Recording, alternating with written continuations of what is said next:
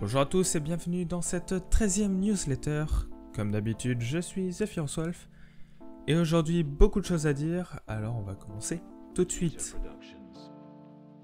Les concours de Wordmark font leur grand retour avec tout d'abord le concours de Noël 2023 qui est ouvert depuis ce matin. Il sera ouvert jusqu'au 12 novembre. Il y a enfin des dates de réouverture pour le thème de la prophétie et le souffle du mal. Il rouvrira le 20 novembre et restera ouvert jusqu'au 14 janvier 2024. Quelques modifications au niveau des modèles maintenant. Une section pour les livres ne faisant partie à aucun cycle a été ajoutée à l'infobox personnage. Le nom de ce paramètre est apparition entre parenthèses autre livre ou en mode source AU apparaît. Le layout de l'infobox livre a été passé en mode stacked. Autrement dit, les titres des différentes sections s'afficheront au-dessus de leur contenu, à la place d'à côté. Et le groupe autre information de ce même modèle est désormais caché par défaut. La documentation des infobox livres et personnages ont été déplacés dans une page dédiée et la documentation du modèle mainbox a été créée également dans une page dédiée.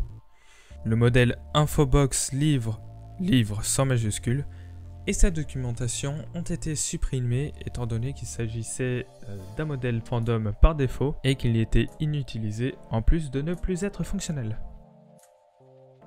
Du nouveau sur les thèmes désormais, un nouveau curseur est disponible, le curseur Winter BD, et les fonds des thèmes Le souffle du mal et Le trésor interdit ont été fixés. Le fond du thème actuel s'affichait à la place de celui du thème sélectionné. Et pour finir, un peu d'administratif. La barre de navigation ainsi que la page Le rôle du staff pour vous aider sur le wiki, titre un peu long, c'est vrai, ont été mis à jour. La barre de navigation peut désormais être masquée lors des modifications. Une section images récentes est désormais présente dans le rail de droite sur les articles.